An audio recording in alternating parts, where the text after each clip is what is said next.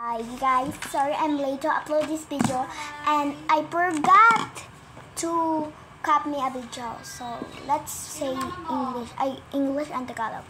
So yun na nga, nakalimutan ko mag-video nung nag-drawing na ulit. Kinopy ko to. So guys, ito po yung galing sa school na mga drawing ko. Pero yung iba dyan, pinaprintan teacher ko. Yes. And this is my 2-page drawing pero dito sa bahay. Kasi minsan nagre-request yung pinsan ko na, pwede mo ba akong i-drawing na inside ng tuition?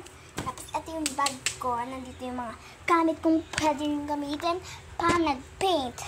So, andito yung pang-water bottle natin pa nag-paint tayo.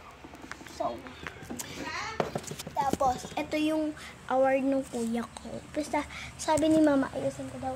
Separate ko. So, separate ko siya. So, okay na. Kasi naman doon makita nyo nung nakaraang video ko, diba? Napakagulo. Tapos, ito yung mga gamit niya, guys. Ito yung mga gamit, guys.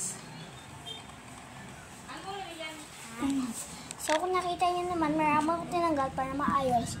So, please support us and mag-comment kayo ng gusto nyo i-drawing. Tapos, kunyari, Pokemon, isa-search ko lang yan kung paano drawing. Tapos, magbablog ako kung i-drawing ko na siya, diba? So, bye, guys! Ay, teka lang, bago tayo magbabay. Samahan nyo akong i-dikit yung din drawing ko.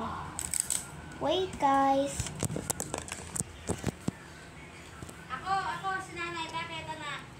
Guys, I'm done to tape it, so I'm gonna see you.